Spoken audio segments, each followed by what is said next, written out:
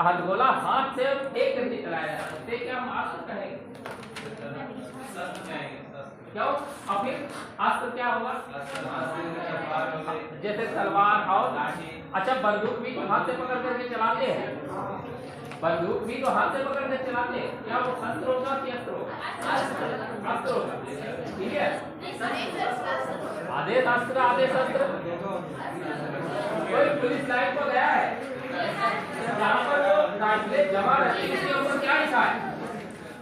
उसके ऊपर क्या लिखा है? शस्त्रागार। अस्त्र नहीं लिखा होगा, शस्त्रागार। शस्त्रागार ऐसे जो केवल पकड़ करके चलाए गए थे। देखो, जो हाथ से कार्य करते हैं, भाला है, तलवार है, ये सब क्या होंगे? अस्त्र होंगे। बाकी सब जो बारूद से संबंधित वो सभी शस्त्र होंगे। ये सब अंग्रेजों का सबसे बड़ा, भारत का सबसे बड़ा शस्त्रागार है। कहाँ?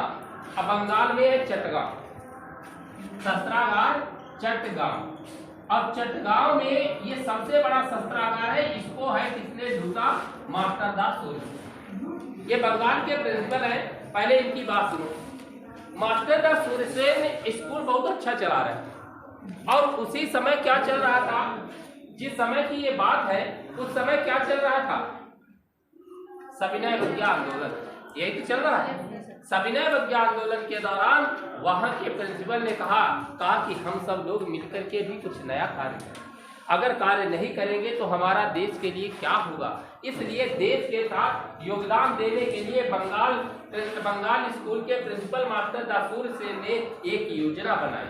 इनकी दो प्रिय छात्राएं थीं। प्रिय छात्राएं, एक कल्पना दत्ता और दूसरी है क्या नाम उनका है? दूसरे का नाम है प्रीतिलता वाडेकर। प्रीतिलता वाडेकर ये सबसे ज्यादा होनहार छात्राएं और सबसे प्रिय छात्राएं इनकी हैं मास्टर दास सूर्यसेन। इनके साथ मिलकर के होनहार छात्राएं, और इन्होंने सबसे पहले क्या किया? मास्टर दास सूर्यसेन अंग्रेज अधिकारी जो थे उनके पास गए। कहा, साहब मेरे पास कोई कार्य करने के लिए कुछ है नहीं, हम पढ़ा रहे, स्कूल अच्छा चला रहे हैं, और हमारे यहाँ जो क्या है, कुछ हमारे बच्चों को पुरस्कृत कर दीजिए ताकि हम लोग क्या करें, इन लोगों का मनोबल बढ़ा सके। इसलिए उन्होंने क्या किया? मास्टर दास सूर्यसेन, इसको रजिस्टर को रख दीजिए, बाद में आप अटेंडेंस लगा लीजिएगा। अटेंडेंस रजिस्टर रख दो, बाद में अटेंडेंस लगा लीजिएगा, ठीक। जब अंग्रेजों के पास ये मास्टर दास सूर्यसेन गए, अंग्रेजों ने कहा ठीक है, आप स्कूल चला रहे हो, अच्छा कर रहे हो, हमारा सहयोग दे रहे हो, अच्छा ठीक है, हम आपको पुरस्कृत करेंगे, लेकिन 15 दिन के बाद आना। तो उन्होंने कहा ठीक। 15 दिन इंतजार किया। इंतजार करने के 15 दिनों के बाद कहा कि साहब अब ऐसा करिए, हमारे बच्चों को थोड़ा पुरस्कृत कर दीजिए, और हमारे बच्चे आपके लिए डांस गाना बहुत अच्छा गा लेते, वो भी आप क्या करेंगे? तो उन्होंने क्या, जो शस्त्रागार है, कहा ठीक है, हम कॉलेज नहीं। तो अंग्रेजों ने कहा कि हम कॉलेज नहीं आ पाएंगे, आप ऐसा करिए कि हमारे क्षेत्र में ही आ जाइए, हमारे यहाँ ही आ जाइए, हमारे क्षेत्र में आ जाइए, और हमारे यहाँ शस्त्रागार यहीं पर अपना सब कुछ लगा लीजिए। तो वहां गए, तो शस्त्रागार है, शस्त्रागार के जो लगा है, शस्त्रागार जो बना है, उसी के अंदर स्टेज लगाया गया, और स्टेज लगाकर से पहले इन मास्टर दास सूर्यसेन ने अपने छात्रों के साथ इसके चारों तरफ की राउंडिंग कर रखी थी। सब वहां से देख लिया कैसे क्या होना है, क्या नहीं होना, अपने छात्रों को लगा रखा। फिर उसके बाद में ये प्रिंसिपल लेकर के गए, और यहाँ पूरे दिन जैसे प्रोग्राम होना है, जैसे नहीं यहाँ प्रोग्राम हो रहा है बहादुर बेटियां, ऐसे प्रोग्राम यहाँ पर भी लगाया गया मास्टर दास सूर्यसेन शस्त्रागार के अंदर। उन्होंने कहा, फिर इनकी जो प्रिय छात्रा कल्पना दत्ता, प्रीतिलता वाडेकर, ये भी सबसे बेहतर थी। इन्होंने अच्छा सा डांस किया, सब लोग अंग्रेज खुश, थोड़ी बहुत शराब वराब भी पिलाई गई, नाच गाना भी किया गया। अंग्रेज वैसे इन सब चीजों के शौकीन होते हैं। साथ में उन्होंने इसी दौरान इन मास्टर दास सूर्यसेन ने कहा कि ऐसा करिए, आप हमारे बच्चों को, इन्होंने आपको डांस भी दिखाया है, सब कुछ अच्छा किया, इनको पहले पुरस्कृत कर दीजिए, बाकी प्रोग्राम बाद में होते रहे। तो ये 60 कपड़ों में थी दोनों लोग, और तुरंत ही जब उन्होंने कहा ठीक है, तो स्टेज पर इन दोनों को बुलाया गया, प्रीतिलता वाडेकर और कल्पना दत्ता, और सब शस्त्रागार के सबसे बड़े अधिकारी। और जैसे पुरस्कृत करने के लिए बढ़ी है तो इन्होंने तुरंत अपने अंदर से पिस्टल निकाली और सबसे बड़े अधिकारी के ठू ठू करके 2 गोलियां मारी। प्रीतिलता वाडेकर ने जैसे गोलियां मारी, चारों तरफ छात्रों ने क्या कर रखा था, इन सब में छात्र लगे हुए थे और उन छात्रों ने क्या किया, आंसू गोले छोड़े।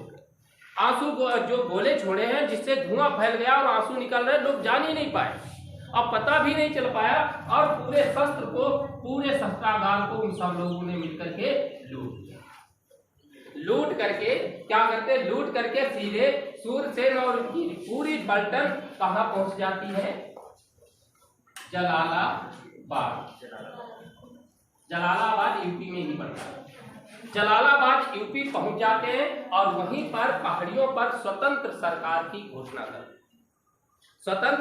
की घोषणा कर देते हैं और फिर वहीं पर अपना तिरंगा झंडा फहराया है इन सब लोगों ने मिलकर। ठीक, अब 3 वर्षों तक, ये लगभग 3 वर्षों तक अंग्रेजों से लोहा लेते रहे। 3 वर्ष के बाद में क्या हुआ, 1933 में कल्पना दत्ता कौन सी, ये ठीक, कल्पना दत्ता और साथ में सूरसेन, ये दोनों लोग पकड़े गए। ठीक, इनका अलग अलग उल्लेख मिलता है। कल्पना दत्ता को कोई कहता आजीवन कारावास हुआ और कोई कहता फांसी दी, लेकिन सूरसेन का क्लियर है, इन्हें 12 जनवरी 1934 को मृत्युदंड दे दिया गया। ठीक, और जबकि ये बची कौन, प्रीतिलता वाडेकर। ठीक, प्रीतिलता वाडेकर, ये पहाड़ वाली रेलवे स्टेशन है, उस पर गोलीबारी होती रही और गोलीबारी के दौरान प्रीतिलता वाडेकर मार दी गई। इस प्रकार से उन्होंने क्या किया, सविनय अवज्ञा आंदोलन के दौरान भारत में सहयोग दिया या स्वतंत्रता के सहयोग के लिए लड़ाई लड़ी।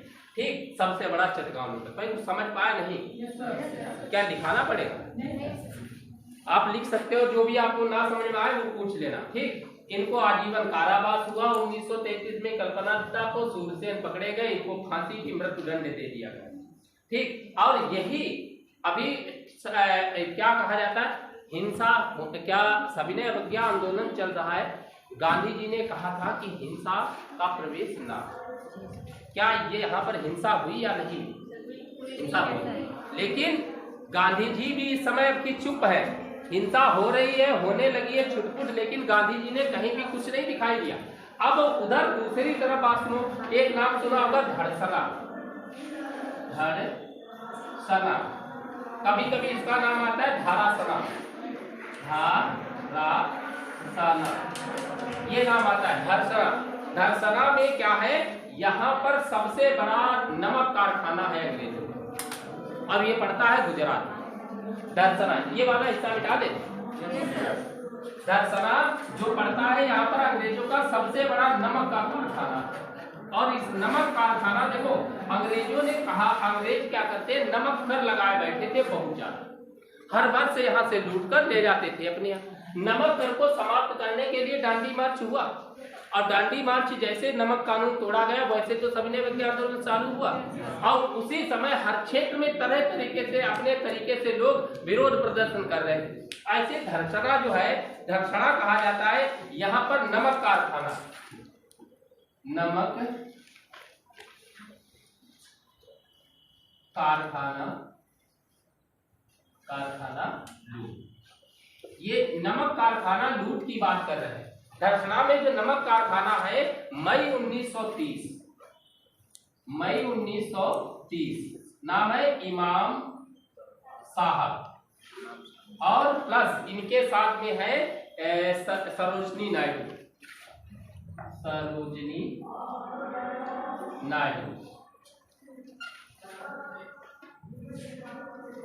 इन सरोजनी नायडू, इन दोनों लोगों ने मिलकर के एक पत्र लिखा। अब पत्र इस समय वायसराय कौन है, इस समय वायसराय कौन है, 1930 इरविन, लॉर्ड इरविन को पत्र लिखा और कहा कि हम आपका जो कारखाना है, धड़सना कारखाना, इसको लूट लेंगे और लूटेंगे जरूर। तो लॉर्ड इरविन कह रहे हैं कि बताओ, जो आता है मुझे धमकियां देता चला जा रहा है, क्या मैं ढोल हूं जो आता है मुझे बजा के चले जाते हैं। अब तो भारत की महिलाएं भी हमको क्या करने लगी है, धमकी देने लगी। ऐसी धमकी मुझे नहीं चाहिए। उसने क्या किया, जो धरसना का कारखाना है,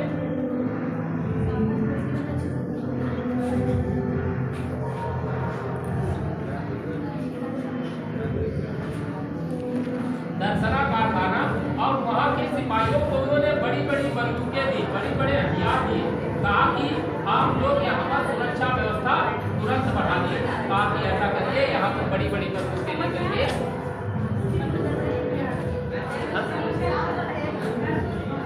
कितनी शोर रहा है? कौन ये प्रोग्राम कौन करा रहा है? थोड़ा इसको अभी अपने सेना नायकों को बड़ी बड़ी बंदूकें, बड़े बड़े हथियार दे दिए। कहा कि जो कोई आए उस सबको तुरंत गोली चला। बात समझना। जैसे ये बात पता चलती है तो उन्होंने लगभग, अब कोई बताएगा महात्मा गांधी के कितने पुत्र थे? 4 पुत्र। नाम, सबसे बड़े पुत्र का नाम मणिलाल, जो इन्हीं इमाम साहब सरोजनी के साथ में मणिलाल भी शामिल है। एक इमाम साहब सरोजनी नायडू और मणिलाल, इन तीनों के नेतृत्व में लगभग किताबों में अलग अलग उल्लेख मिलता। कोई कहता 2000 और कोई कहता 3000 और कोई कह रहा हूँ, मैं आपको बता रहा हूँ, मैं कहता हूँ इसमें 5000 नहीं 50,000। तो वो 30,000, कोई 20,000 और कोई 50,000 की बात करता है। ठीक, अलग अलग बात करते हैं। तो लगभग 50,000 लोगों को इकट्ठा किया इन 3 लोगों ने। किसने?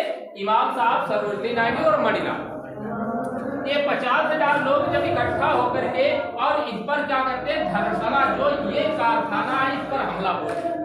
लेकिन ये सब 50,000 सब लोग हैं, वो सभी निहत्थे हैं। और निहत्थे पर जो निहत्था कोई होता है उस पर क्या करता है, पुलिस फोर्स गोलीबारी नहीं कर सकती।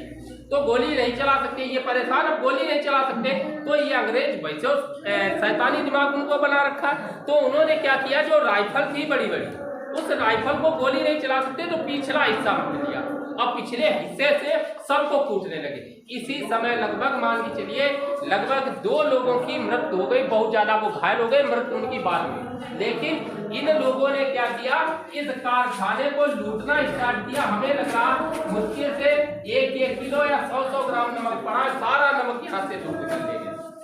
कारखाना तो गया, जितना नमक था वो मुश्किल से 50,000 लोग हैं, अगर वो 1-1 किलो नमक भी ले जाए क्या बचा रहे? सारे के सारे लोग क्या किया, इस नमक कारखाने को लूट लिया और लूट कर ले गए। अब क्या किया, ब्रिटिश सरकार ने इन सब पर, ये देखो लालटेन पहले से तैयार, ब्रिटिश सरकार ने इन पर सबसे पहले दमनात्मक रूप अपनाया, बहुत ज्यादा दमन किया। अमेरिकी पत्रकार एक है वेब मिलर, वेब मिलर वहीं पर थे। वेब मिलर ने इसे, जो वेब मिलर ने है, उन्होंने इसको अपनी आंखों से देखा, आंखों से देख करके न्यू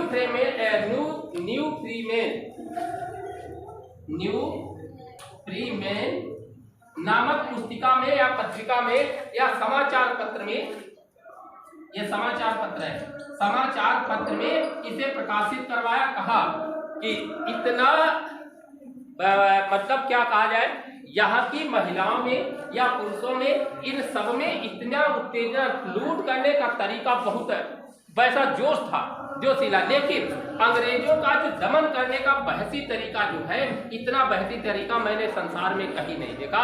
जिस तरीके से हम लोगों ने इनके जो क्या कहा जाता है, आंदोलन को दबाने की कोशिश की गई, सबसे ज्यादा बहसी तरीका न्यू फ्रीमेन समाचार पत्रिका में इसने वेब मिलर ने प्रकाशित किया। अब इस पे बताओ कहाँ पर दिक्कत है? क्या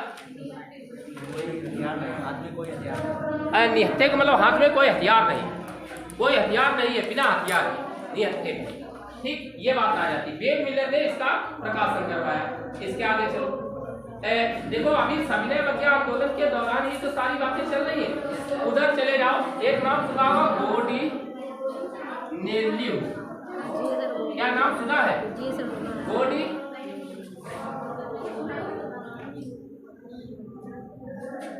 गोडी कौंडिन्य का नाम सुना होगा, नहीं सुना? कोई सुना है जिन्हें रानी की उपाधि दी गई थी? हाँ, कौंडिन्य ये नागालैंड की है। नागालैंड की 13 वर्षीय बालिका है। 13 वर्षीय बालिका, नागालैंड की 13 वर्षीय बालिका है। हाथ में वो धान काटा जाता है, उससे क्या क्या बोलते हैं? दराती। हाथ में धान काटने वाली दराती उसके पास थी। अब वो रास्ते में जा रही थी। 2 अंग्रेज थे और उन्होंने क्या किया, तिरंगे को लेकर के उसको पैरों तले कुचल रहे थे, अब भारत का अपमान कर रहे थे। इसी बात को देख करके वो इतनी विचलित हुई और उस 13 वर्षीय बालिका ने दोनों सिपाहियों को उस दराती से काट डाला। काट डाला था, अंग्रेजों को मार डाला था। इसके सरकार ने उसे गिरफ्तार कर लिया और गिरफ्तार करने के बाद वो 13 वर्षीय बालिका थी, इसलिए कुछ दिनों बाद उसे रिहा किया गया। बाद में उसने अगर देखा जाए स्वतंत्रता संग्राम में बहुत बार कार्य किया। जवाहरलाल नेहरू ने इसे रानी की उपाधि दी। ठीक, ये सब कुछ हो रहा है सविनय अवज्ञा आंदोलन के दौरान। जब सविनय अवज्ञा आंदोलन चल रहा है उसी समय इंदिरा गांधी का नाम सुना होगा। इंदिरा, हाँ, इससे दिखाइए सविनय अवज्ञा, इससे काम चले। सविनय अवज्ञा आंदोलन उस समय इंदिरा गांधी थी। इंदिरा गांधी ने कहा कि सब कोई कार्य कर रहा है, हम क्या कर रहे हैं, कुछ हम भी करें। तो इन्होंने भी क्या काम किया, आपने नाम सुना होगा, एक बानर सेना और एक मंजरी सेना। एक नाम है बानर सेना और प्लस मंजरी सेना। बानर सेना और मंजरी सेना, ये 2 सेनाएं उन्होंने गठित की। बानर सेना वह सेना थी जो लड़कों की सेना थी, वो बानर सेना कहलाती थी, और बालिकाओं की जो सेना थी वो मंजरी सेना कहलाती थी। और इन लोगों का कार्य क्या है, कोई बता सकता है? जैसे कहीं भी उपद्रव होगा तो सरकार गाड़ियां लेकर जाएगी, तो रोड से ही तो जाएंगे। जिस समय की हम बात कर रहे हैं, क्या ऐसे जिस वर्तमान में जैसे रोड है, क्या ऐसे रोड थे? कैसे? सब कच्चे थे। ये बानर सेना मंजरी सेना जो रास्ते में ये लोग गाड़ियां लेकर के नहीं जो जा रहे, ये रोड बने, इन रोडों को काट देते ताकि वो निकल ना सके। भाई रोड काट दोगे, जैसे अभी मुलायम सिंह के समय में 1992-93 उस समय हमने सुना हो, या उससे पहले कटियारी क्षेत्र में जैसे स्कूल में हाई स्कूल के बोर्ड की परीक्षा होती थी, और परीक्षा होने से पहले कच्चे रास्ते से बैठ जाया करता है। अब बैठ जाने से पहले वो क्या कर देते, कच्चे रास्ते को काट देते थे, मशीन लगा के पानी भर देते ताकि वो जल्दी से स्कूल तक ना पहुंच सके। यही हालात मंजरी सेना और बानर सेना का काम था कि वह रास्तों को काट देते थे, कहीं पानी भरवा देते थे, कुछ भी, ताकि वो वहां पर पहुंच ना सके जल्दी से, जहां उपद्रव हो रहा वहां जल्दी ना पहुंच सके। यही कार्य किया है इंदिरा गांधी ने। सविनय अवज्ञा आंदोलन के दौरान ये सब कुछ चल रहा है। उड़ीसा में गोपी चंद्र बंधु वहां पर भी सत्याग्रह चलाया। बिहार के लोगों ने सविनय अवज्ञा आंदोलन के दौरान पर चौकीदारी कर देना मना कर दिया। शायद अब भी चौकीदारी कर पड़ता नहीं है, हालांकि कुछ लोग चौकीदार के रूप में रहते हैं, और तो हरदोई में शायद वसूल कर ले जाते, नहीं ले जाते। हरदोई के लोग बताएं जो खास तौर पर रहते हैं, नगर पालिका से कोई नहीं लगा, ऐसे वो आते हैं रात में, जो जगह नहीं चिल्लाते हैं कि जगते रहो, आता है तो महीने में कुछ पैसे वो लेकर जाते हैं, महीने में या 2 महीने नहीं लेकर जाते, वो ले जाते हैं। वो पहले थे सरकार की तरफ से, वो चौकीदारी कर बिहार के लोगों ने मना कर दिया था। इस आंदोलन की जो सहभागिता है, इसमें सबसे ज्यादा सहभागिता महिलाओं ने दिखाई थी सविनय अवज्ञा आंदोलन के दौरान। और महाराष्ट्र, कर्नाटक और मध्य प्रांत में कानूनों का उल्लंघन किया गया। असम जो है, असम में कनिंघम परिपत्र का उल्लंघन किया गया। ये कनिंघम परिपत्र क्या, ध्यान रखना, असम के छात्रों ने कनिंघम परिपत्र के विरुद्ध हड़ताल कर दी। सीधे ऐसे असम में कनिंघम परिपत्र के विरुद्ध हड़ताल की गई। ये कनिंघम परिपत्र क्या होता है? कनिंघम परिपत्र ऐसा पत्र जिस पर पहले से ही क्या होता है, छात्र तथा उसके अभिभावक को अच्छे व्यवहार की गारंटी देनी पड़ती। जैसे आरआर की स्कूल है, आरआर इंटर कॉलेज में भर्ती होने से पहले यहाँ के प्रिंसिपल तुम आपके गार्जियन और आपसे एक शपथ पत्र ले, उस पर लिखे कि पूरे जितने दिन हम यहाँ पढ़ेंगे तो अच्छा व्यवहार, मतलब अच्छे व्यवहार की गारंटी देनी पड़ती। अगर अच्छा व्यवहार नहीं है तो उनको नाम काट करके भगाया जा सकता है, छोड़ दिया गया और जुर्माना लगाया जा सकता है, जेल भेजा जा सकता है। ये कनिंघम परिपत्र की शपथ थी कि अच्छे अभिभावक तथा उनके छात्रों को अच्छे व्यवहार की गारंटी देनी पड़ती। तो असम के लोगों ने इस परिपत्र के विरुद्ध हड़ताल कर दी, कहा ठीक है हम अब इस पर दस्तखत नहीं करेंगे, हम इसको नहीं मानते। ये सविनय अवज्ञा आंदोलन के दौरान ये सब चल रहा है। उधर यूपी के लोग क्या करते थे, सुबह सुबह उठते थे, अब भी चलता है, प्रभात फेरी लगाते थे और देशभक्ति गीत गाते, उसी समय से चलन चल रहा है। यूपी में ही सबसे ज्यादा देशभक्ति प्रभात फेरी लगाने का चलन है, इससे ज्यादा कहीं नहीं प्रभात फेरी का चलन। प्रभात फेरी जो है, यूपी के लोग प्रभात फेरी निकालते थे और देशभक्ति गीत गाते थे। और कांग्रेस से तब अंग्रेजों ने क्या किया, देखा पूरे भारत भर में किसी न किसी प्रकार के आंदोलन चल रहे हैं, इन आंदोलनों को दूर करने के लिए उन्होंने क्या किया कि कांग्रेस क्या है, कांग्रेस क्या है, कांग्रेस से अर्थ होता है लोगों का संसद। कांग्रेस अमेरिका से लिया गया, जो अमेरिका की संसद का नाम है कांग्रेस। ठीक, कांग्रेस से जो हमारे संस्था बनी है, जो हमारी संस्था है, ठीक, इस कांग्रेस को अवैध घोषित कर दिया, अवैध। ठीक, कांग्रेस को अवैध घोषित कर दिया। और जब सरकार ने क्या किया, कांग्रेस को गैर कानूनी संस्था घोषित कर दिया या अवैध घोषित कर दिया। अब जब ये अवैध घोषित हो जाएगी, गैर कानूनी संस्था घोषित हो जाएगी, क्या इसके नेता पकड़े जाएंगे, क्या नहीं पकड़े जाएंगे? तुरंत पकड़े जाएंगे। क्या किया गया, गांधी जी को और पंडित जवाहरलाल नेहरू को गिरफ्तार कर दिया गया। पंडित जवाहरलाल नेहरू को पहले ये समझा लें, जब पूरे देश में लगातार आंदोलन चलने के दौरान क्या हुआ कि जब अत्यधिक लोग परेशान हो गए, अंग्रेज परेशान हो गए, तो उन्होंने कांग्रेस को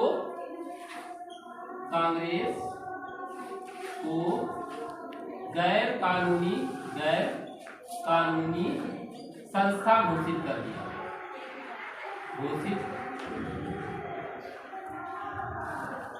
घोषित किया, कांग्रेस को गैर कानूनी संस्था घोषित किया। अब जब कांग्रेस गैर कानूनी संस्था घोषित हो गई तो गांधी जी, अतः जवाहरलाल नेहरू और साथ में कौन है, महात्मा गांधी, जवाहरलाल नेहरू और गांधी को गिरफ्तार किया गया। गिरफ्तार कर यरवदा जेल में डाल दिया। ध्यान रखना, ये जवाहरलाल नेहरू इस समय है नैनी जेल में, और नैनी कहाँ पड़ता है, इलाहाबाद। ध्यान रखिए, किताबों में उल्लेख कभी कभी हो जाता है, जवाहरलाल नेहरू और गांधी को एक साथ लिख देते और यरवदा ही लगा देते, जबकि यरवदा जेल नहीं है। गांधी जी यरवदा जेल में बंद है और जवाहरलाल नेहरू नैनी जेल में बंद कर दिया गया, डाल दिया गया। गांधी जी गिरफ्तार होने के बाद, जब गांधी जी गिरफ्तार हो गए, तब इस सविनय अवज्ञा आंदोलन की अगुवाई कौन करेगा? तब तो बिना नेतृत्व तो है ही नहीं।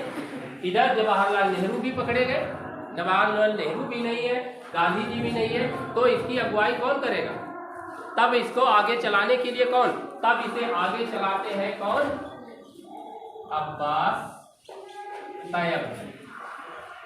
तैयब जी ने इस आंदोलन को आगे बढ़ाया। ध्यान रखना, गांधी जी के गिरफ्तार होने के बाद इसका नेतृत्व अब्बास तैयब जी ने किया। छोटा नागपुर के जो क्षेत्र है, छोटा नागपुर क्षेत्र है, वहां पर गोगा माझी और सुमरा माझी ने नेतृत्व किया। बुंदेलखंड में डाकू मंगल सिंह ने उस समय नेतृत्व किया। छोटा नागपुर में कौन है? गोगा माझी और सुमरा माझी ने नेतृत्व किया, और बुंदेलखंड में मंगल सिंह, जो मंगल सिंह डाकू है, उसने नेतृत्व किया था।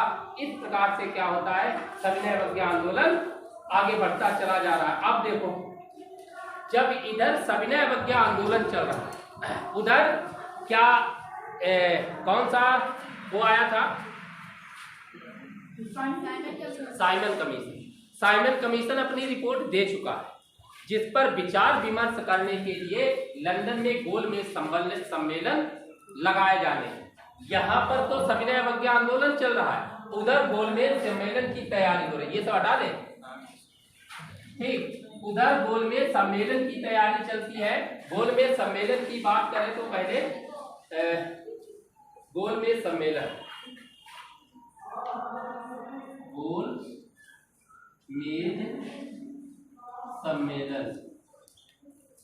1930। देखो, गोलमेज सम्मेलन की बात करें तो कुल गोलमेज सम्मेलन कितने हुए थे? 3 और कहाँ हुए थे? लंदन, ठीक। लंदन जो गोलमेज सम्मेलन है जो लंदन में हुए, तीनों गोलमेज सम्मेलन लंदन का सेंट जेम्स पैलेस, इसमें ये तीनों गोलमेज सम्मेलन है। तीनों गोलमेज सम्मेलन की बात कर रहे हैं। जो गोलमेज सम्मेलन है वो केवल कांग्रेस केवल दूसरे गोलमेज सम्मेलन में ही शामिल हुई, ना पहले गोलमेज सम्मेलन में और ना तीसरे गोलमेज सम्मेलन में। पहले गोलमेज सम्मेलन में कांग्रेस क्यों नहीं शामिल हुई थी? उस समय यहाँ पर सविनय अवज्ञा आंदोलन चल रहा था, कोई खाली नहीं था। जब कोई खाली नहीं है तब कैसे वहां शामिल हो पाएंगे? तो पहला गोलमेज सम्मेलन जब हुआ था तो कोई नहीं आया। जब पहला गोलमेज सम्मेलन हुआ है उस समय उद्घाटनकर्ता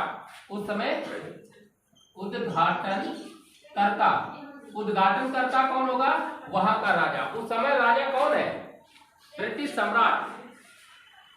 1930 में गोलमेज सम्मेलन के समय इंग्लैंड का राजा, सम्राट कौन? सम्राट की बात कर रहे हैं। इंग्लैंड का सम्राट जॉर्ज पंचम, ब्रिटिश सम्राट जॉर्ज पंचम, ये उद्घाटन करता है। इन्होंने उद्घाटन किया। अध्यक्ष कौन है? अध्यक्ष रैमजे मैकडोनाल्ड। रैमजे मैकडोनाल्ड उस समय क्या थे? प्रधानमंत्री। सही, रैमजे मैकडोनाल्ड ये उस समय के प्रधानमंत्री। ये अध्यक्ष है गोलमेज सम्मेलन के, अध्यक्ष उद्घाटन करता है। और इस समय भारत का वायसराय कौन है? भारत का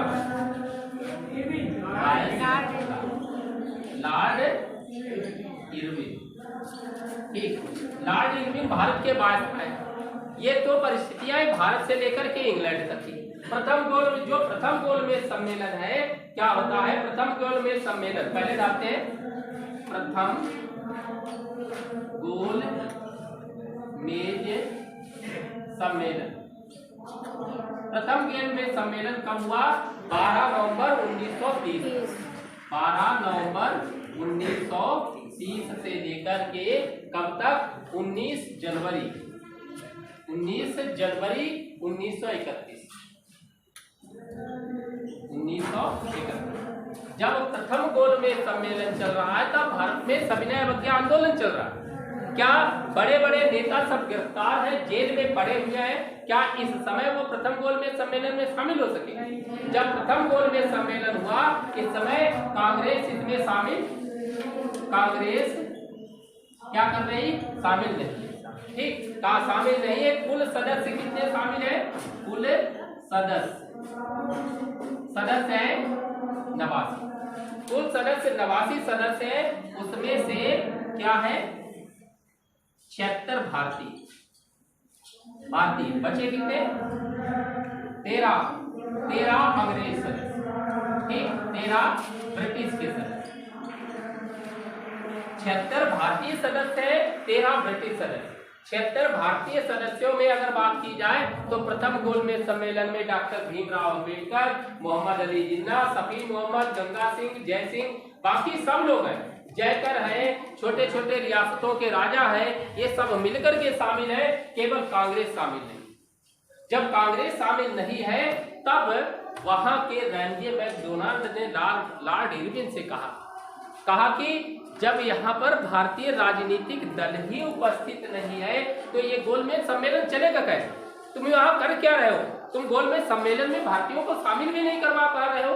इसलिए रैमजे मैकडोनाल्ड ने लॉर्ड इरविन को डांटा, और जैसे डांट पड़ी है लॉर्ड इरविन वहां से चले आते हैं, भारत में रहते हैं। भारत में रह करके कांग्रेस के साथ वार्तालाप शुरू करते हैं।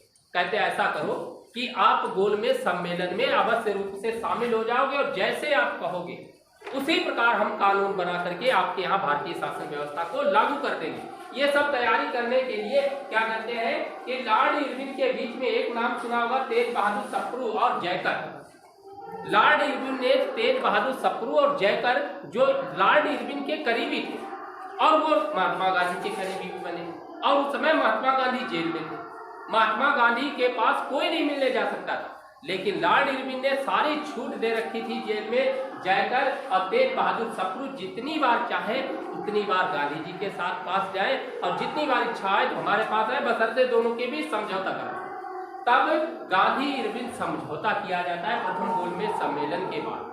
देखो, प्रथम गोलमेज सम्मेलन के बाद गांधी इरविन समझौता इसलिए किया जाता है ताकि कि कांग्रेस उसमें शामिल हो सके। किसमें? द्वितीय गोलमेज सम्मेलन में। और शर्त भी रखी गई थी।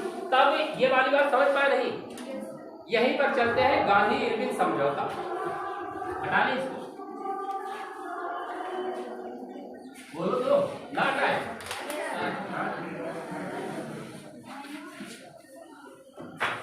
गांधी इरविन समझौता 1931। गांधी इरविन समझौता। हालांकि देखा जाए तो गांधी इरविन समझौता जब हुआ था तब 5 मार्च 1932 से 31 5 मार्च 1931। ठीक, गांधी इरविन समझौता। और इसी को हम क्या कहते हैं?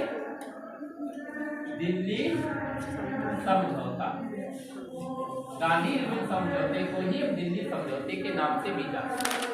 तेज बहादुर सप्रू, तेज बहादुर सप्रू और प्लस तेज बहादुर सप्रू और जयकर के प्रयासों से गांधी और इरविन देखो, तेज बहादुर सप्रू और जयकर के प्रयासों से गांधी और इरविन के बीच समझौता संपन्न हो सका। अगर ये दो लोग ना होते तो शायद ये समझौता ना हो। तेज बहादुर सप्रू और जयकर के प्रयासों से ही गांधी इरविन समझौता संपन्न हो चुका। और क्या रखा? अब गांधी जी ने तुरंत अपना रूप बदल दिया। कहा कि इरविन, आपसे मैंने इतनी बार कहा, आपने नहीं बात सुनी। अब आप मेरी बात सुन रहे हो तो कम से कम हमारी सभी बातें मानने के तैयार। अंदर इरविन दबाव में है। वो कहते हैं कि रैमजे में प्रधानमंत्री जब डांट रहा है, प्रधानमंत्री जब डांट रहे हैं, तब उस समय आप क्या कर सकते हो? अच्छा, एक चीज और आपने पूछी भी नहीं, मैंने बताया भी। उस समय भारत सचिव कौन था? उस समय भारत सचिव कौन था जिस समय गोलमेज सम्मेलन चल रहा है? भारत सचिव का पद भी तो है, सैमुअल होरे। उस समय भारत सचिव जो थे वो सैमुअल होरे है। भारत सचिव सैमुअल होरे है। और उन सब लोगों ने इरविन से कहा, दबाव डाला कि आप कांग्रेस के साथ समझौता करिए और ताकि उन लोगों को इसमें शामिल करिए, ताकि हमारी अंतर्राष्ट्रीय स्तर पर छवि खराब ना हो। इसलिए गांधी के साथ गांधी इरविन समझौता होता है। और गांधी इरविन समझौता में क्या होता है? समझौते की शर्तें, समझौते की शर्तें क्या शर्तें होती है? हाँ, शराब, हाँ शराबबंदी थी। हाँ, सुनो तो कहा तुमने तो दूसरी जगह बात पहुंची, 11 सूत्री मांगों की तरफ पहुंच गई हो। गांधी ने 11 सूत्री मांगे दी थी, उसमें ये बात कही गई। शराब, यहाँ पर की बात सुनो। सविनय अवज्ञा आंदोलन स्थगित करने पर कांग्रेस राजी। हमारी बात समझना। नंबर 1, सविनय अवज्ञा आंदोलन स्थगित करने पर कांग्रेस राजी, बशर्ते क्या करना है? द्वितीय गोलमेज सम्मेलन। नंबर 2, द्वितीय गोलमेज सम्मेलन गोलमेज सम्मेलन में भाग लेने पर भी राजी हो। ये 2 शर्तें थी किसकी? लॉर्ड इरविन की। उन्होंने कहा कि सविनय अवज्ञा आंदोलन आप बंद कर दो, जो चाहोगे मैं दूंगा, और द्वितीय गोलमेज सम्मेलन में आप भाग ले। केवल 2 ही कमी। उनसे कहा था कि आपके यहाँ इतना उपद्रव हो रहा और सविनय अवज्ञा आंदोलन भी चल रहा, कांग्रेस शामिल भी नहीं, तो ऐसे कैसे काम चल पाए? ये 2 शर्तें रही उनकी। उन्होंने कहा ठीक है, ये बात हम मानते हैं। तुरंत गांधी जी ने कहा कि जितने राजनीतिक कैदी हैं जिन पर हिंसा का आरोप नहीं है, उन सबको छोड़ दो। ठीक। तीसरी बात, यहाँ पर से गांधी जी अपनी बात कहने लगते हैं, कहते हैं कि जितने राजनीतिक कैदी हैं उन सब राजनीतिक कैदियों को रिहा कर दिया जाए जिन पर हिंसा का आरोप नहीं है। राजनीतिक कैदी जिन पर हिंसा का आरोप नहीं है वो सबको छोड़ दिया। एक बात तो ये बात कही है। दूसरी बात, बिना कर के नमक बनाने का अधिकार दे दो। कहा कि नमक कर नहीं देंगे लेकिन नमक बनाएंगे, बिना करके नमक बनाने का अधिकार दे दो।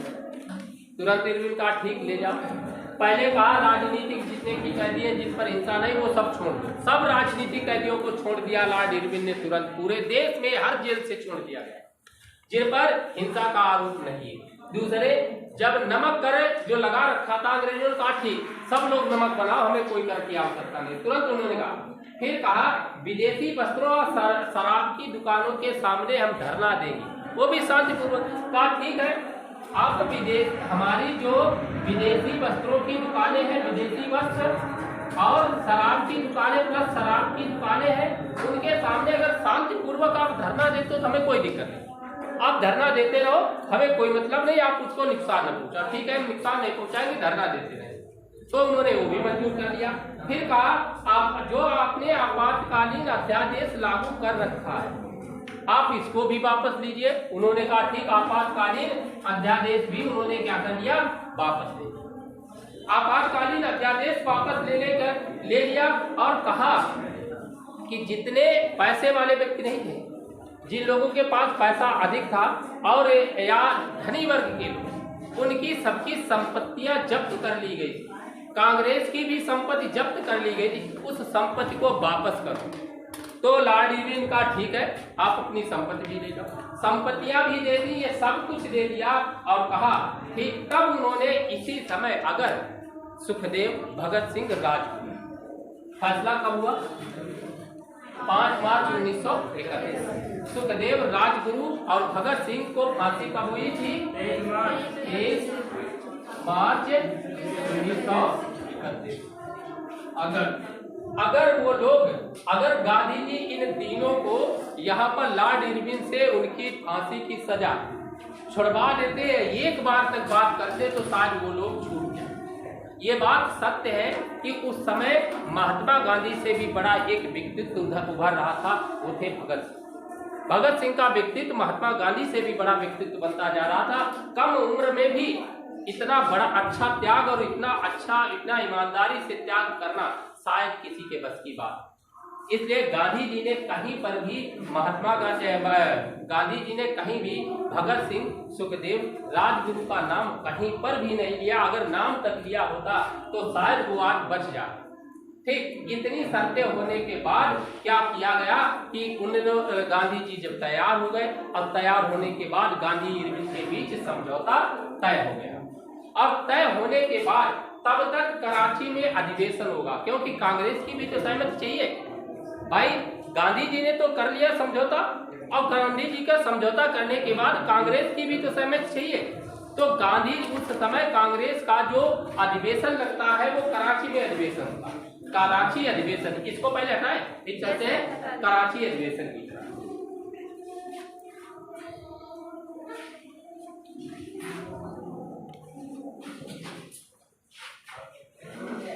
कराची अधिवेशन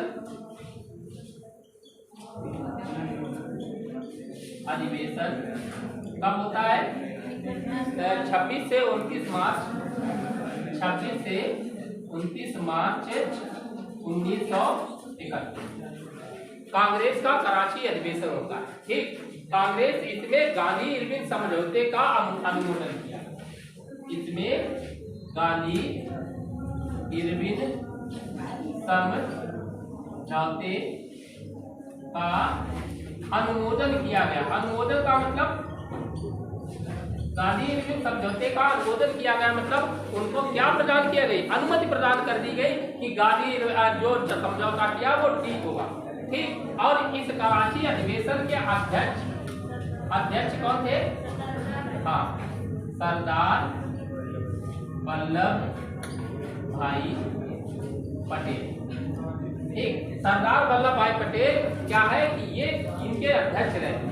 इसने इस अधिवेशन में मौलिक अधिकारों तथा आर्थिक कार्यक्रम के प्रस्ताव पारित किए। यहीं पर मौलिक अधिकार और आर्थिक प्रस्ताव पारित किए। अब देखो, जब गांधी इरविन समझौता होता है जिसे हम दिल्ली समझौता कहते हैं, तो उस समय गांधी जी कहाँ होंगे? दिल्ली समझौता हुआ तो दिल्ली में ही होंगे। दिल्ली में ही गांधी इरविन समझौता हो जाता है। और समझौता होने के बाद क्या परिस्थितियां होती है? गांधी जी चलते हैं लाहौर कराची के। अब कराची में जाएंगे तो पंजाब और लाहौर से होते हुए जाएंगे। भगत सिंह कहाँ के थे? पंजाब के भगत सिंह देखो फांसी की सजा होने, देखो अब यह अधिवेशन हुआ 22 से 29 मार्च, 26 से 29 मार्च उनको फांसी कब हुई? 23 मार्च। तुरंत तत्काल मामला। गांधी जी पर सभी पंजाब और लाहौर के लोग बहुत नाराज। पंजाब के लोगों ने गांधी जी को घुसने नहीं दिया। अरे बेवकूफ आदमी, क्यों है यहाँ चले आते? तुमने हमारा आदमी इतना अच्छा व्यक्ति वाले लोग, उन 3 लोगों की जान बचा सकते हो। तुमने एक बार भी नहीं हुआ किया, तुम्हें क्या चला जाता अगर किसी व्यक्ति की जान बच जाए। इसलिए गांधी जी का घोर अपमान भी किया गया, काले झंडे दिखाए गए, पंजाब में उन्हें घुसने नहीं दिया। लाहौर में यही हालात रहे, लेकिन लाहौर से जाते हुए कराची में जब पहुंचे हैं और जो कांग्रेस के अधिवेशन में वो भाग लेते हैं, उसी समय वो इतना परेशान होते, गांधी मुंह लटकाए हुए बैठे हैं, कहते हैं कि हम कुछ भी करें लेकिन मैं हिंसा का साथ नहीं दे सकता हूं। और जब उन्होंने काले झंडे और पंजाब में घुसने नहीं दिया, इस बात का उन्होंने विरोध भी किया। उन्होंने कहा कि गांधी मर सकता है लेकिन गांधीवाद जिंदा। उसी कराची अधिवेशन में गांधी जी ने बात कही है कि गांधी मर सकता है लेकिन गांधीवाद जिंदा रहेगा। तुम चाहो तो मुझे मार दो लेकिन मैं नहीं बदलूंगा। मैं जो कहता हूं, मैं कर रहा हूं, वही करूंगा। मैं ये कुछ नहीं बदल पाऊंगा। इसलिए गांधी यही बात कहते हैं अधिवेशन में जो राजनीतिक दस्तावेज, अच्छा, इस अधिवेशन को कांग्रेस का राजनीतिक आर्थिक दस्तावेज भी कहा जाता है। इसी कराची अधिवेशन को राजनीतिक और आर्थिक दस्तावेज भी कहा जाता है, कांग्रेस का जो कराची अधिवेशन। और इसी में गांधी जी ने कहा था कि गांधी मर सकता है परंतु गांधीवाद हमेशा जिंदा है। और आज भी गांधीवाद जिंदा है। अगर देखा जाए तो गांधीवाद वही बात चल रही है। अब बताओ, यहाँ पर जहां पर दिक्कत लगे हुए, अब गांधी इरविन समझौता हो गया, हो जाने के बाद अब उनकी फांसी भी हो चुकी। क्या अब गांधी जी जाएंगे शामिल होने? तब तक द्वितीय गोलमेज सम्मेलन की बात आती है। द्वितीय गोलमेज सम्मेलन की तरफ चलिए, हटा ले। ठीक,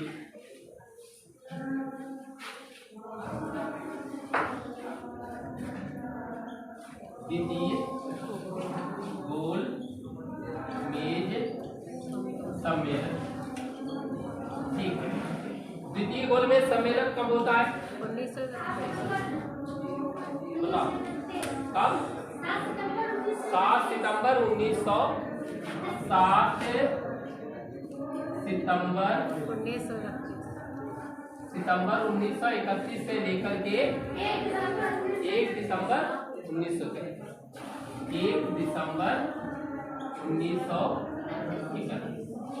7 सितंबर से लेकर के 1 दिसंबर 1931 तक द्वितीय गोलमेज सम्मेलन। इसमें कांग्रेस की तरफ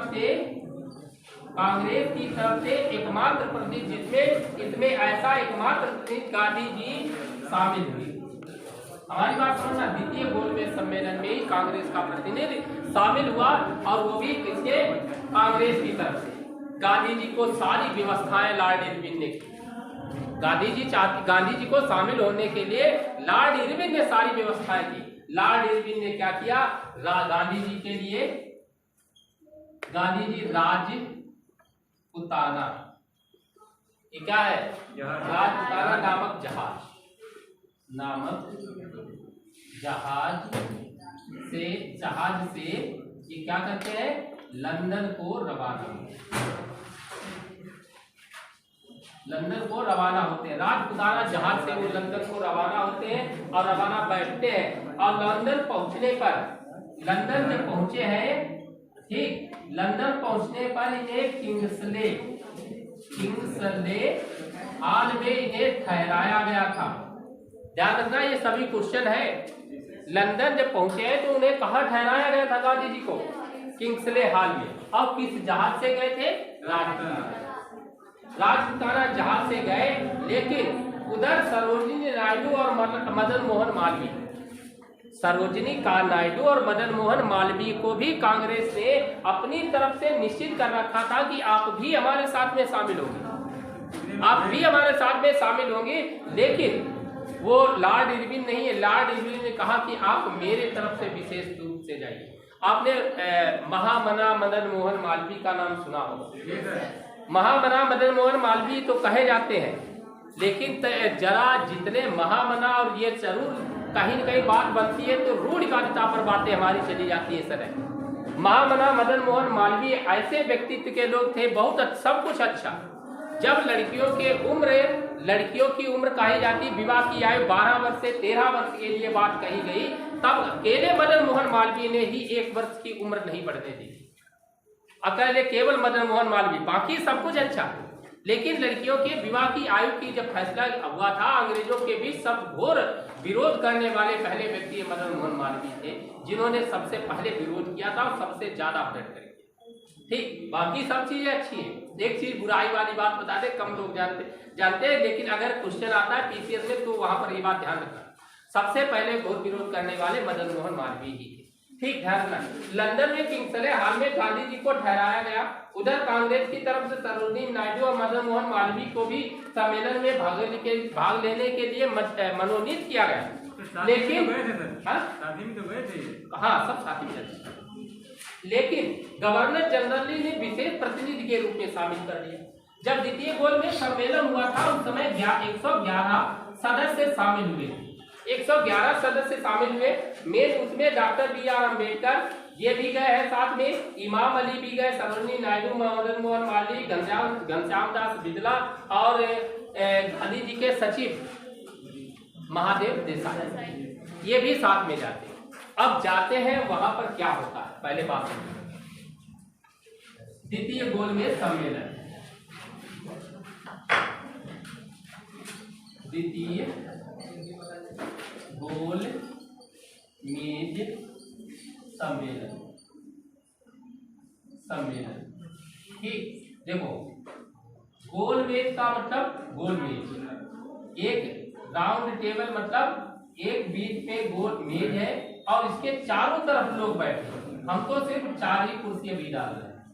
ठीक, एक तरफ कौन है, एक तरफ कौन है, एक ये हाल बना है, ठीक, यहाँ पर सामान्य और एक ये हाल बना है, यहाँ पर वीआईपी लोग। ठीक, इधर वीआईपी लोग बैठे हैं, ये हाल बना हुआ है, इधर सारे लोग वीआईपी हैं और इधर वाले में सामान्य जनता बैठी, सामान्य लोग बैठे और ये रास्ता है बीच का। इस हाल में इसमें जाने के लिए, और इस हाल में जाते हैं तो यहाँ पर सीढ़ियां बनी है। इन सीढ़ियों पर ही क्या करते हैं गांधी जी, छोटे बनाए तो नहीं,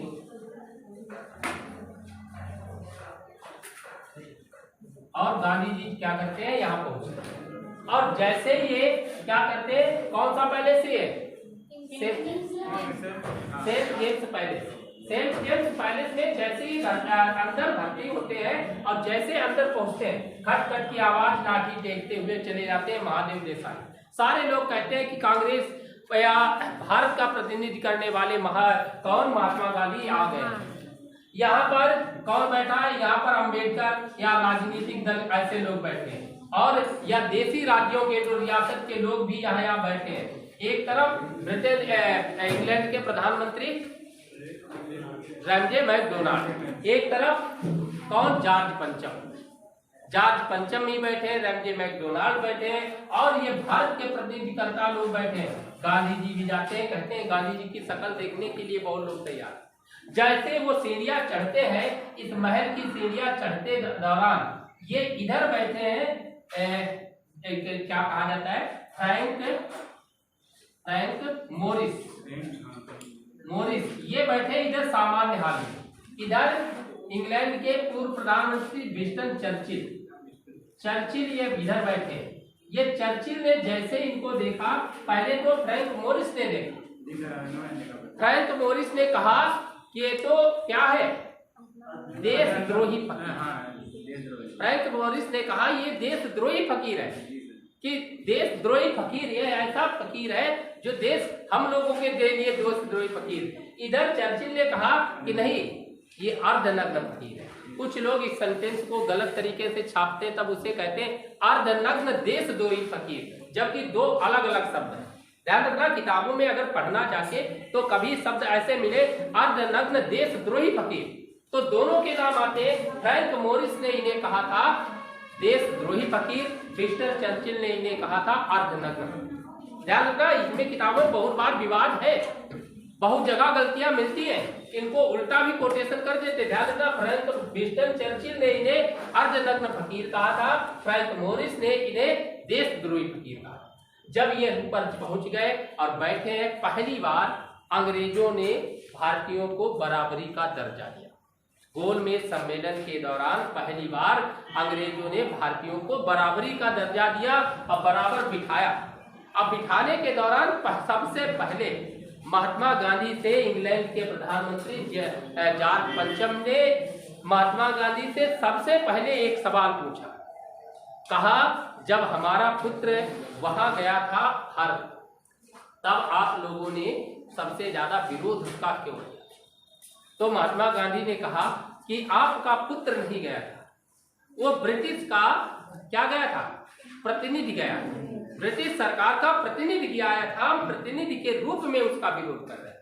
ठीक यहीं पर बात जब होने लगी महात्मा गांधी के साथ, तब यहाँ पर अम्बेडकर जी बैठे हैं, देसी राज्यों के राज्यों। इन्होंने कहा था, इरविन के साथ कहा, इरविन को पहले बुलाओ। इरविन से कहा क्या चाहते हो? उन्होंने कहा मैं तो स्वराज्य चाहता हूँ। गांधी जी ने सीधे कहा मैं तो पहले इरविन से कह चुका। तो कहा रहे इरविन कौन है? इरविन तो इस समय वायसराय है ही नहीं। तो कहा वायसराय कौन है? इरविन के बाद वायसराय कौन पहुंचता है? इरविन के बाद वायसराय कौन होता है? वायसराय का नाम बताओ। बेलिंगटन। उस समय वायसराय बेलिंगटन। वायसराय बेलिंगटन अब आ गए, तो उन्होंने कहा क्या शर्त हुई थी हमें बताओ। तो उन्होंने कहा आप इनके साथ। तो गांधी जी समझ गए कुछ न कुछ तो बात बन गई, अब तो बात बदलनी पड़ेगी। तो उन्होंने सारी प्रक्रिया जो इरविन के साथ की थी वो सब कुछ बताया। तो उन्होंने कहा कि अरे, तो अम्बेडकर जी ने कहा, देसी राज्यों के राजा ने कहा कि आप अकेले भारत की ओर चले आए, अकेले भारत में आप प्रसयता, आप कितना छुआछूत बनाते हो, ये तो हम सब लोगों को देख रहे हैं। वो देसी राज्य वाले कहते हैं कि तुम्हारे भारत है, हमारा भारत नहीं, हमारा क्षेत्र नहीं, हम कैसे मान ले कि जो आपने कहा कि वो सब कुछ है ऐसा हो जाए। आपके कहने से आप यहाँ ऐसा कुछ कहते हो, वहां जाके कुछ और करते हो। इन सब बातों को लेकर गांधी और इन सबके बीच विवाद हो गया, भारतीयों के बीच विवाद हुआ। अब विवाद होने के कारण गांधी जी मुंह लटका के बैठ गए। अब लटका के जब यहाँ पर समझौता नहीं हो सका, तब गांधी जी क्या करते हैं, द्वितीय गोलमेज सम्मेलन से वापस चल देते। ठीक, गांधी जब वापस चल देते हैं, अब यहीं पर गांधी वापस आते हैं। वापस होकर के इन्होंने क्या किया, सैमुअल होर का नाम सुना है? गांधी जी को भारत सचिव सैमुअल होर है। गांधी जी को जॉर्ज पंचम से मिलवाया है सैमुअल होर ने। कुछ बातचीत हुई, बातचीत होने के बाद जब दलित पृथक निर्वाचन, गांधी जी इधर, अम्बेडकर ने अपने लिए अलग दलित निर्वाचन पद्धति के लिए निर्वाचन अलग क्षेत्र मांग लिया, वो उन्हें स्वीकार नहीं हुई। देसी राज्यों ने अपने क्षेत्र मांगे, वो भी उन्हें स्वीकार नहीं हुए। इसके कारण गांधी जी अंततः वापस आते हैं। अब वापस जैसे पहुंचते हैं, कहाँ, बम्बई पहुंचते हैं। सुभाष चंद्र बोस ने कहा कि क्यों गांधी जी, क्यों मुंह लटका कर चले आए हो? तुमसे कहा था तुमसे कुछ नहीं होने वाला, तुम कुछ नहीं कर पाओगे। और यहाँ पहले मना किया था कि जाना नहीं, तुम माने नहीं, गए जरूर और फिर से अपनी बदनामी करा के चले आए। तो उन्होंने कहा, सुभाष चंद्र बोस कहा कि हम गए तो जरूर थे, लेकिन मैंने अपनी छवि पर बट्टा या अपने देश का बट्टा या मैंने अपने देश के झंडे को झुकने नहीं, और हम ज्यों का त्यों वापस चले आए हैं। फिर जब भारत आ जाते हैं, भारत आ जाने के बाद उन्होंने सांप्रदायिक गतिरोध के कारण 1 दिसंबर, ये क्या होता है, सांप्रदायिक गतिरोध के कारण 1 दिसंबर 1931 को ये गोलमेज सम्मेलन, सांप्रदायिक गतिरोध, एक शब्द याद रखना, सांप्रदायिक गतिरोध होने के कारण 1 दिसंबर 1931 को ये गोलमेज सम्मेलन समाप्त कर दिया जाता है। यह भी असफल रहता है। अब ये भी असफल रहता है जब वापस आ जाते, भारत में भी ये परेशान हो गए। अब सभी लोगों ने बहिष्कार किया, कहा, परंतु गांधी जी ने कहा अब कुछ नहीं हो सकता है। तब गांधी जी ने फिर से कहा, अब फिर से हम सविनय अवज्ञा आंदोलन चलाएं। तब तक लोगों का लगभग गांधी जी से आना विश्वास उठ चुका। तब इन्होंने द्वितीय सविनय अवज्ञा आंदोलन चलाने की घोषणा की। इसको हाँ, तीसरा गोलमेज सम्मेलन भी बता दें। तीसरे गोलमेज सम्मेलन की कोई जरूरी नहीं है, तीसरा गोलमेज सम्मेलन भी बता दें आपको। गांधी समझौता हो जाता है और द्वितीय गोलमेज सम्मेलन के बाद तीसरा गोलमेज सम्मेलन हुआ 17 नवंबर 1932। हाँ, 1932, 17 नवंबर 1932 को जो तृतीय गोलमेज सम्मेलन होता है, ठीक, तृतीय गोलमेज सम्मेलन 17 नवंबर 1932 से 24 दिसंबर 1932 तक होता है लंदन में। उसमें 46 प्रतिनिधि शामिल होते हैं, कांग्रेस का कोई प्रतिनिधि नहीं शामिल होता है। सांप्रदायिक निर्वाचन पद्धति की बात नहीं बन पाती है, इसलिए क्या होता है, यह गोलमेज सम्मेलन भी, जो तृतीय गोलमेज सम्मेलन के जानते हो क्यों, खाली एक ही चीज आती है जरूरी। तृतीय गोलमेज सम्मेलन में भारत सचिव सैमुअल होर उसके विरोधी थे, और जो विरोध इसलिए था कि जब कोई निर्णय नहीं हो पा रहा तो गोलमेज सम्मेलन क्यों, खर्च बढ़ रहा है, इसकी फायदा नहीं है। तो सैमुअल होर भी इसके विरोधी थे, इसलिए उसमें भी कोई फैसला नहीं हो पाया। अंततः जब भारत में आकर के गांधी जी ने क्या किया, द्वितीय सविनय अवज्ञा आंदोलन फिर से शुरू किया। कब शुरू किया, यह डाले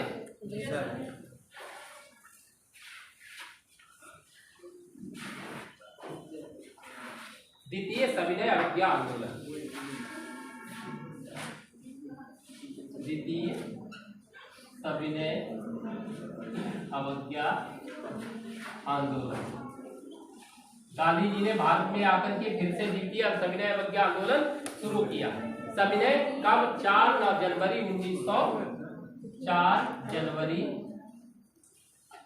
1932 से शुरू करते हैं। अब कब तक रहता है, 7 अप्रैल 1934 तक ये द्वितीय सविनय अवज्ञा आंदोलन चलता है। क्या होता है, 1 जनवरी 1932 को गांधी जी ने द्वितीय सविनय अवज्ञा आंदोलन की घोषणा की।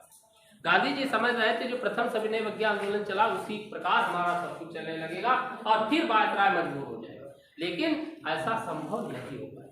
ऐसा संभव नहीं हो पाया। लोग परेशान होने लगे, कहने लगे कि देखो पहले गांधी जी को साथ में साथ दिया, लेकिन गांधी जी कुछ भी नहीं कर पाए, फिर ज्यों का त्यों वापस चले आए। इसलिए अब जो द्वितीय सविनय अवज्ञा, प्रथम सविनय अवज्ञा आंदोलन चल रहा था, उस समय जो बागडोर थी वो युवा, तरुण मतलब समझते हो, तरुण का अर्थ क्या होता है, तरुण मतलब यंग या युवा, लेकिन असहाय। ठीक, हमारी बात समझना। तो तरुण युवा की ये बात आती है 4 जनवरी 1932 से, जैसे उन्होंने एक द्वितीय सविनय अवज्ञा आंदोलन का शुरू करने के लिए बात कही, उधर जो अंग्रेजों की सरकार थी उसने क्या किया, अध्यादेश जारी कर दिया। अध्यादेश जारी करके दमन की नीति चलाई। अब लॉर्ड इरविन नहीं है, अब कौन है, बेलिगटन ने दमन की नीति अपनाई। उसने कहा, उसने क्या किया, कांग्रेस को गैर कानूनी संस्था घोषित कर दिया, गैर कानूनी संस्था घोषित कर दिया और इसके जितने भी नेता थे उन सबको गिरफ्तार कर दिया। गिरफ्तार करने के दौरान गांधी जी को पूना की यरबदा जेल में फिर से बंद कर दिया गया। इस काल को अध्यादेश का काल, जो ये काल है इस काल को अध्यादेश का काल भी कहा जाता है। सबसे ज्यादा अध्यादेश इसी में किसने, वेलिंगटन ने लागू किए थे। 16 अगस्त 1932 16 अगस्त 1932 को जॉर्ज पंचम ने सांप्रदायिक पाचांट की घोषणा कर दी। 16 अगस्त 1932 को जॉर्ज पंचम, ये क्या थे, सांप्रदायिक पंचायत की घोषणा कर दी। सांप्रदायिक पंचायत की मतलब समझते हो, ये सांप्रदायिकता के आधार पर कहा कि अंबेडकर आप अपना अलग देश ले लो, पाकिस्तान अलग अलग हो जाएगा, देशी रियासत जो जहां जैसा शामिल होना चाहते हो वैसे आप स्वतंत्र हो लीजिए, वैसे काम करेंगे। अब दलित वर्ग को पृथक निर्वाचन प्रदान कर दिया गया। हम सीधी सिंपल बात यहाँ पर कहें, सांप्रदायिक पाचांट के कारण अंबेडकर को अलग देश दे दिया गया। ये बात गांधी जी इस समय कहाँ है, यरबदा जेल में, पूना यरबदा जेल। गांधी जी को इस बात का पता चला तो गांधी जी ने तुरंत क्या किया, 20 सितंबर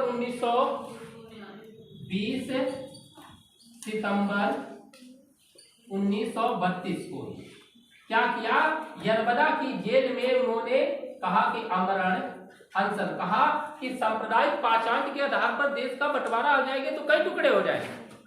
उन्होंने आमरण अनशन 20 सितंबर 1932 को गांधी जी ने क्या किया, यरबदा जेल में आमरण अनशन प्रारंभ कर दिया। जब आमरण अनशन प्रारंभ कर दिया तब सब आपको खाना पीना सब उनका, आप पानी तक नहीं पिएंगे, इस परेशान हो गए। धीरे धीरे 3, 4, 5 दिन हो गए, आमरण अनशन शुरू है। उधर इनकी पत्नी कस्तूरबा गांधी, डॉक्टर राजेंद्र प्रसाद, मदन मोहन मालवीय, पुरुषोत्तम दास टंडन, सी राजगोपालाचारी, ये सब लोग मिले हैं डॉक्टर अंबेडकर से। डॉक्टर भीमराव अंबेडकर से कहा कि आप ऐसा करिए कि अपना जो दलित निर्वाचन, पृथक निर्वाचन पद्धति की बात आती, पृथक के लिए वो देश का बंटवारा आप नहीं करो। तो इनके बीच जो समझौता होता है, तब जो समझौता गांधी अंबेडकर के बीच जब समझौता करवाया जाता है, जिसे हम कहते हैं पूना पैक्ट, ठीक, जिसे हम पूना पैक्ट कहते हैं। पूना पैक्ट में गांधी और अंबेडकर के बीच समझौता हुआ है 26 सितंबर 1932। कब, 20 सितंबर को आमरण अनशन, और बिना पानी पिए एक व्यक्ति अधिकतम से अधिकतम 1 सप्ताह तक ही जीवित रह सकता। तो 26 सितंबर 1932 को डॉक्टर भीमराव अंबेडकर ने ही उन्हें कौन सा नींबू पानी पिलाकर के आमरण अनशन छुड़वाया। पहले चलते हैं, यहाँ तक बात समझ पाए, इसके आगे चलते हैं पूना पैक्ट। क्या हुआ, टाइम हो गया,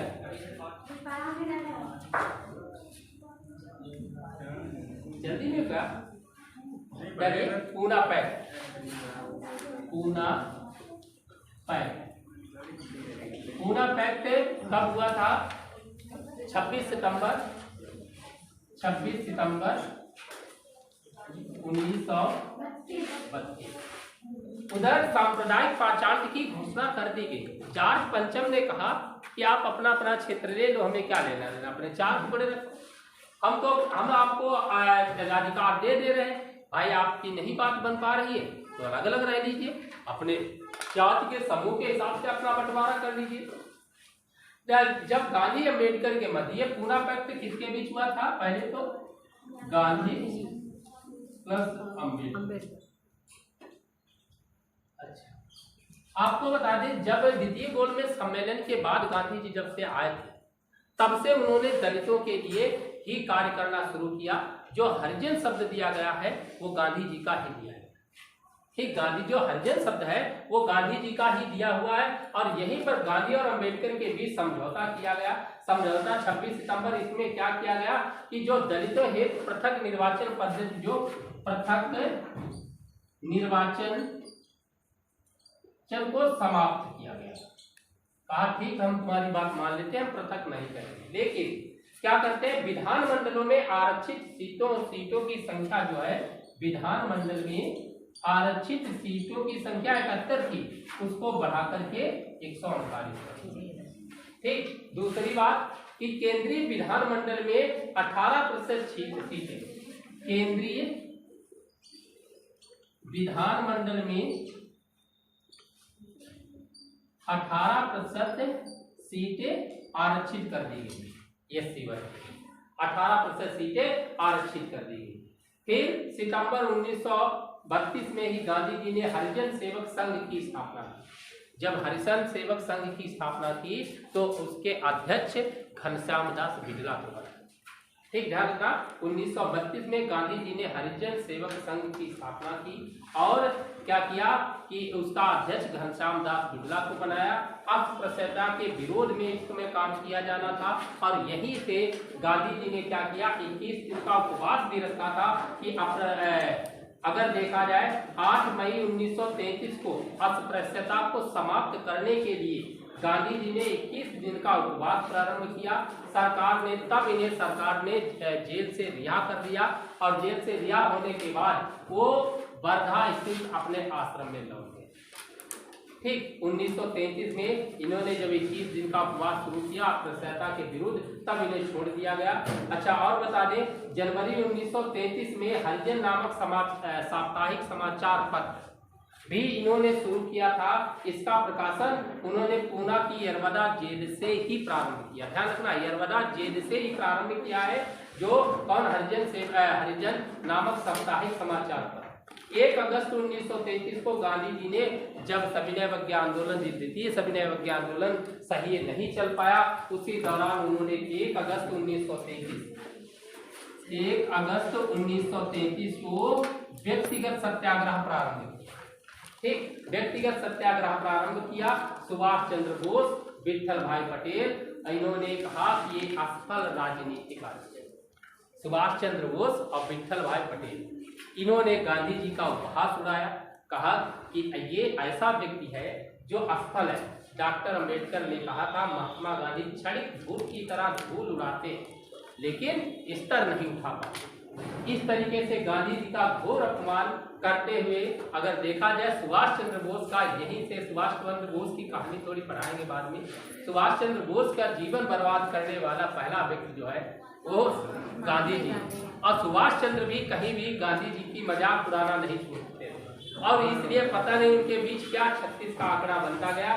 धीरे धीरे अक्टूबर 1936 क्या हुआ, जल्दी में क्या हुआ, अक्टूबर 1936 को कांग्रेस की सदस्यता से त्याग पत्र दे दिया और सक्रिय राजनीति से गांधी जी ने संन्यास, ठीक, गांधी जी ने संन्यास ले लिया।